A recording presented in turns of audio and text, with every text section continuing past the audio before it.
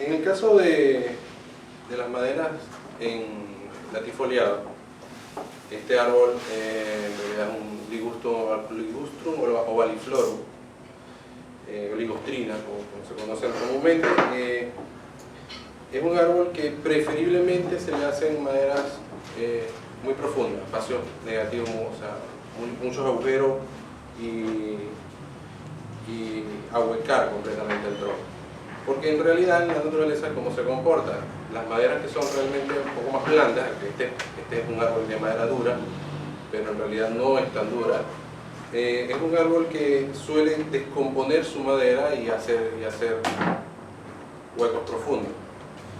Al contrario de maderas como las coníferas, que son en realidad muy duras, y por eso es que en ellas vemos partes como los yin o los chari, que endurecen tanto que el proceso de descomposición no las destruye. O sea, las ramas cuando se secan, como el crecimiento en las coníferas es muy lento, crea maderas muy densas y eso hace que la madera se perdure en el tiempo.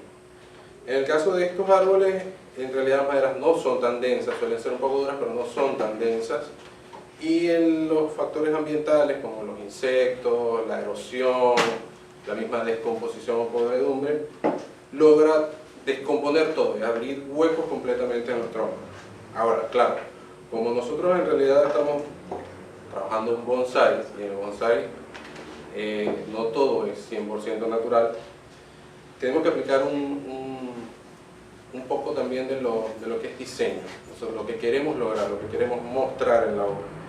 Por eso a la hora de tallar, yo tomo en cuenta, o siempre tengo en mente, mientras voy tallando, ciertos lineamientos.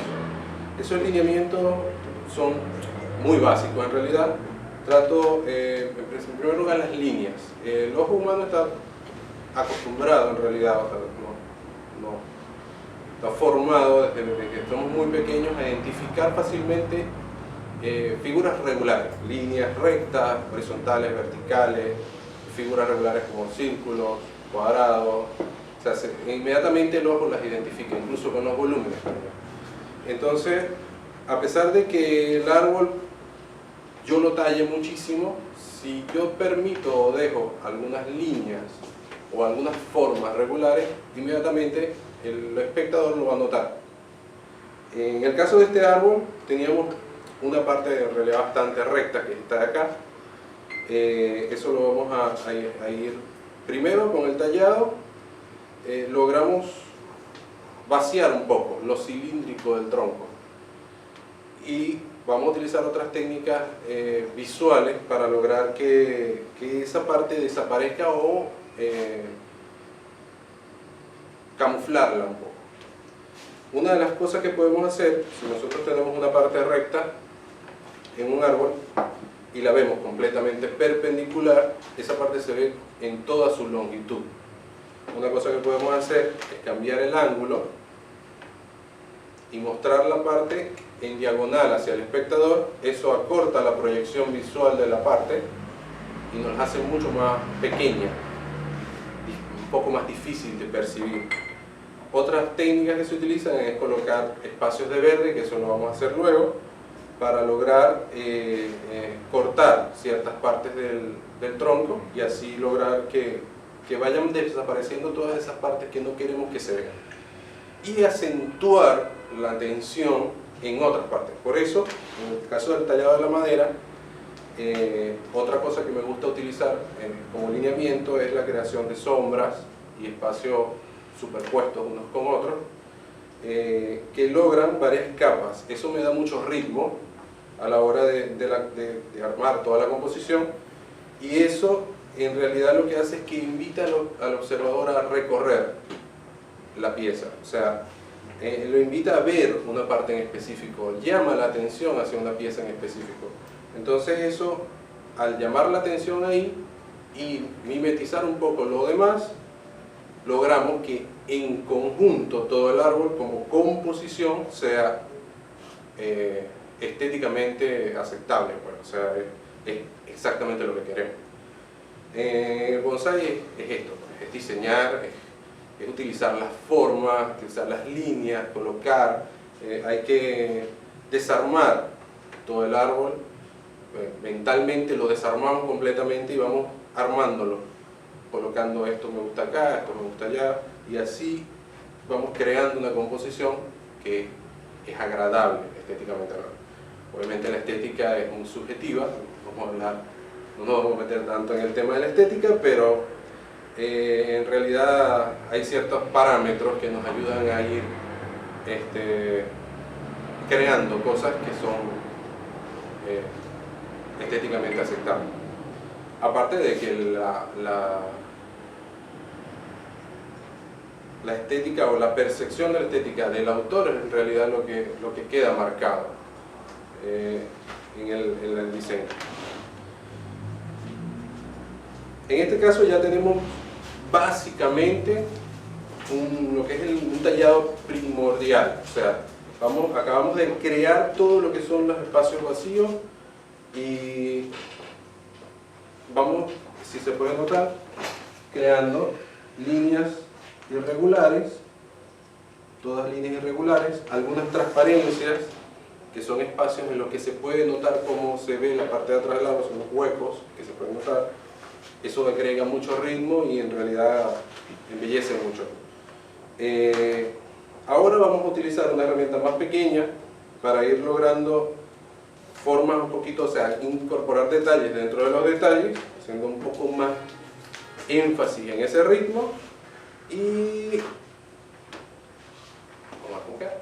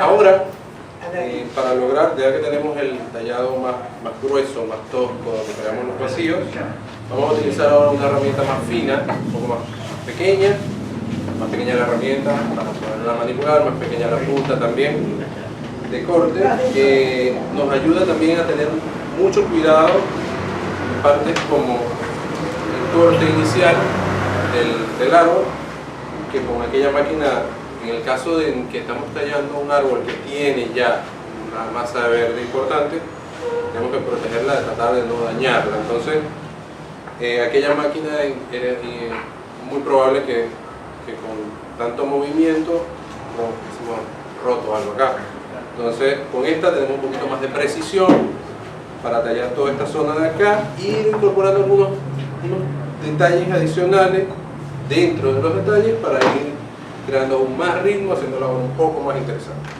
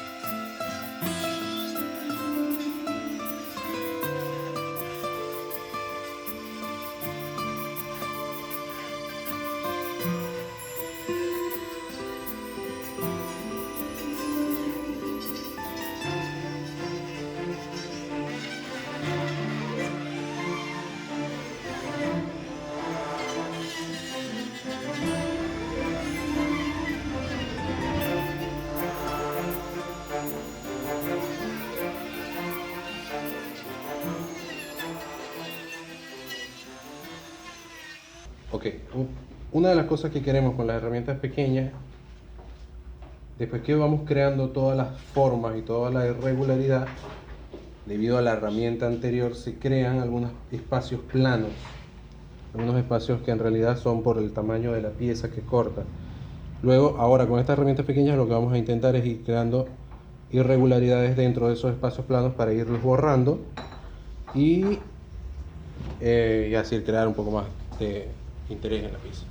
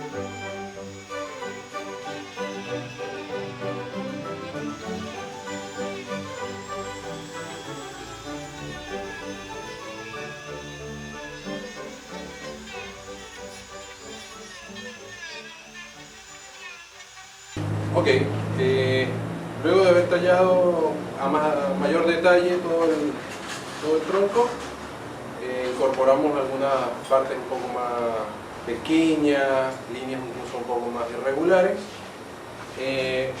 Vamos a hacer ahora lo que es una limpieza general, de manera de ir borrando un poco las marcas de la máquina, y para eso vamos a usar cepillos de alambre circulares, algunas lijas y al final, como último, fuego.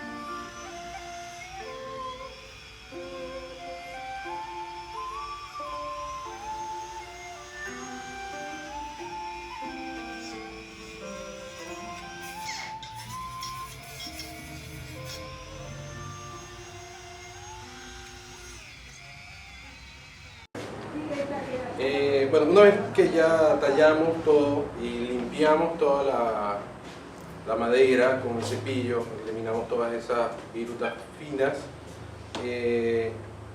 incluso agregamos algunos detalles adicionales, vamos a aplicar fuego.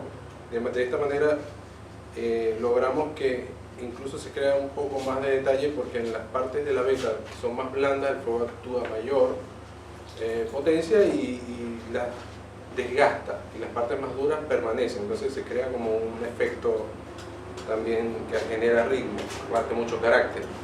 Hay que tener mucho cuidado, proteger las partes vivas del árbol, y adicionalmente vamos a usar agua con un aspersor para ir contrarrestando el calor. Adicionalmente esto sirve de manera de ir alternando calor, agua, y eso también va craquelando un poco la madera, que le da un aspecto bastante interesante. Todo esto para proteger, algunos prefieren algo húmedo, pero en realidad no es recomendable, porque el calor con la humedad que tenga la tela puede generar vapor, que también es calor que va a recibir el árbol. Entonces queremos solamente una barrera física entre el fuego y la parte verde.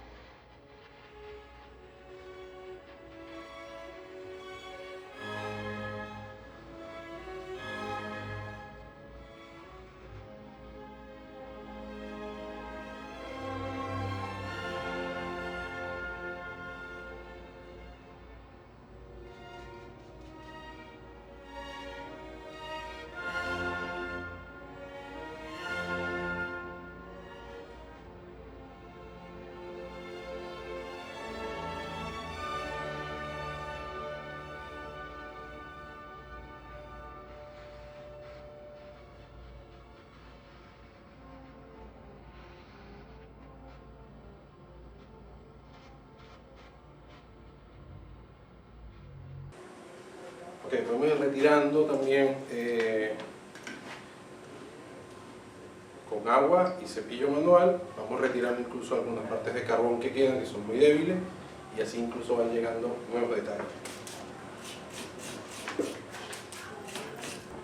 Este paso ayuda también a lograr suavizar esos filos que deja la máquina, que incluso también deja el cepillo. Son en las partes donde la madera queda muy puntiaguda o muy filosa, que es poco natural, esa va a ir cayendo con el tiempo. El fuego ayuda también a descomponerla un poco en este momento y así lograr un resultado un poco más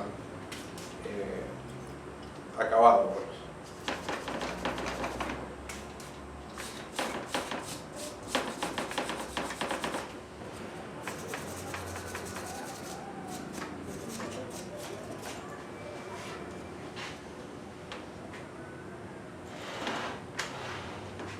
Ok, esto es un proceso que en realidad es para crear el acabado del árbol, o sea, la textura final, un proceso que lleva muchísimo tiempo.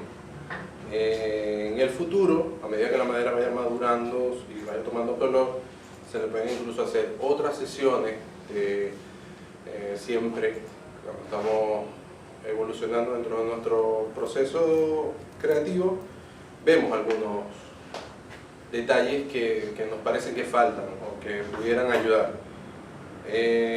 La madera, lo ideal es dejarla lo más definitiva posible en este proceso inicial, o sea, dejar toda la forma principal, todos los detalles que queramos, incluso lograr la mayoría de la textura.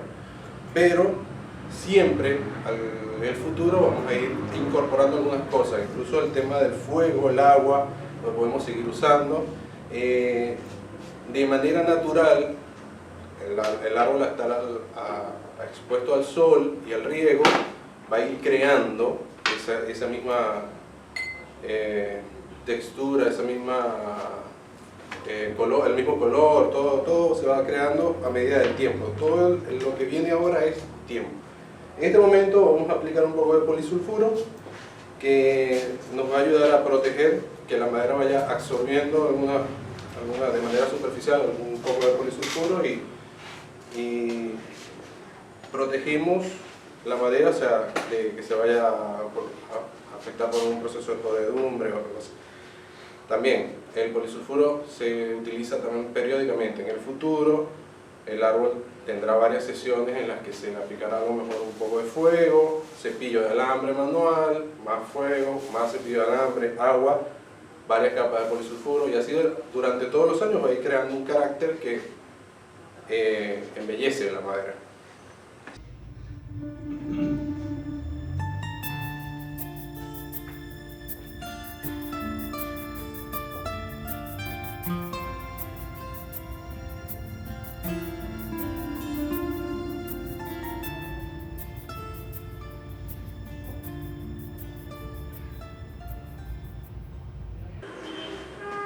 Para aplicar el polisulfuro, preferiblemente la madera húmeda, así como está ahora.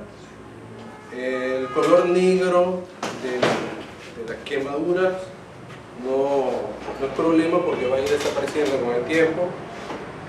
Eso es algo superficial en realidad, y a medida que pasan los días, los meses, y con el riego y la erosión natural del lugar donde la tengamos, él va a ir cediendo, pues, y va a ir creando también ese color. Lo ideal en estos árboles que no son coníferas es que logren un color grisáceo, más bien oscuro. No es recomendable que quede completamente blanco, no se ve bien en un árbol de este tipo. Bueno, en el caso del polisulfuro, es un producto que se ha usado desde hace mucho tiempo, en primer lugar como insecticida y fungicida, que ayudan en nuestro caso a proteger la madera. Se forma de cal viva, azufre y agua. Fabricarlo, o sea, hacerlo, es un proceso un poquito complicado, necesitas saber las proporciones adecuadas, un proceso de hervido, el olor es muy fuerte, muy desagradable. Se puede comprar, se puede adquirir. Lo ideal de este producto es mantenerlo en un lugar sin iluminación. La luz solar lo degrada. Entonces, un envase ámbar, de vidrio o oscuro. Importante es que una vez usado el polisulfuro lo extraemos del envase, lo colocamos. Lo que se suele usar es 50% polisulfuro, 50% agua, o sea, lo diluimos. Algunas personas incorporan tintas para lograr el color gris de una vez, porque esto genera un color muy blanco. Pero una vez que se mezcló y se coloca aquí, no podemos devolverlo al envase porque degradaríamos todo lo que está en el envase. Esto ya, lo que sobre de aquí se desecha.